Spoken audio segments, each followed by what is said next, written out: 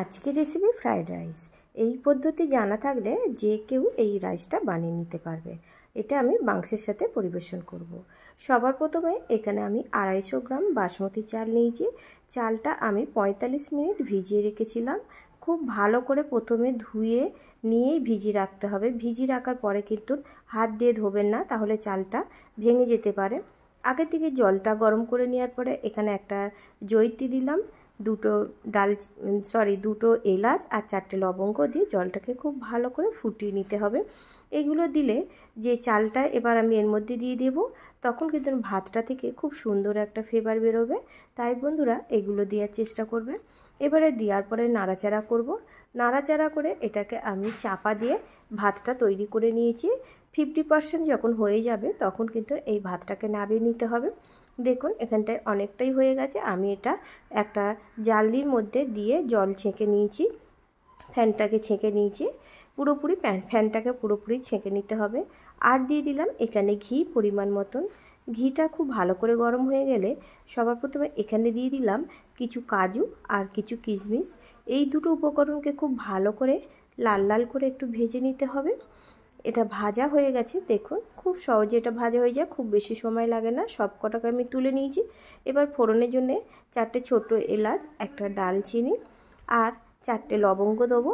এই মশলা কটা যখন একটা সুন্দর ফ্লেভার বেরোবে, এটাকে খুব ভালো করে ভাজতে হবে। তারপরেই কিন্তু এখানে আমি পরিমাণ মতন গাজর কুচি নিয়েছি। গাজর কুচিটা প্রথমে দিতে হবে, যেহেতু এটা একটু শক্ত আছে। তাই নাড়াচাড়া করার পরে 2-3 মিনিট পরে এখানে আমি বিনস কুচিয়ে রেখেছিলাম, বিনস দিয়ে দিলাম পরিমাণ মতন।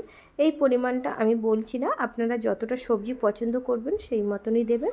তারপরে ভাজা হয়ে গেলে সবার শেষে কড়াইশুঁটিটাকে দিয়ে দিতে হবে। কড়াইশুঁটি দিয়ে 2-4 বার নাড়াচাড়া করে নিলেই কিন্তু এই সবজিগুলো ভালোভাবে রান্না হয়ে যাবে।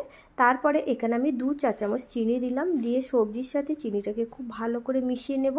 সবজির সাথে মিশিয়ে নিলে চিনিটা খুব সহজেই মিশে যায়, তখন কিন্তু ভাত খাওয়ার সময় গালে পড়বে না দানা দানা।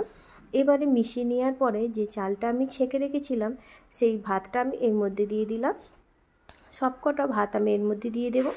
দিয়ে একটা স্প্যাচুলারের সাহায্যে একটু নাড়াচাড়া করে নিতে হবে। এই সময় গ্যাসের ফ্লেমটাকে মিডিয়াম টু লো ফ্লেমে রেখে এইভাবে নাড়াচাড়া করে নেওয়ার পরে 2 মিনিট পরেই দেখবেন ভাতটা কিন্তু হয়ে যায়।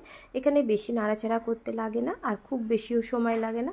এইভাবে 2 মিনিট নাড়াচাড়া করে নিলেই রাইসটা তৈরি হয়ে যায়।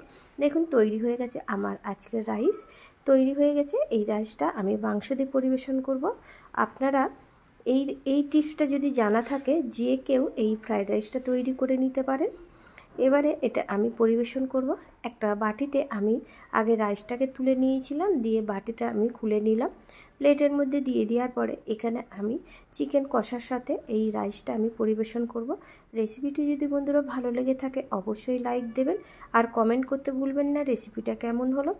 আমার চ্যানেলে নতুন বন্ধু হয়ে থাকলে অবশ্যই চ্যানেলটিকে সাবস্ক্রাইব করবেন। ভালো থাকবেন, সুস্থ থাকবেন।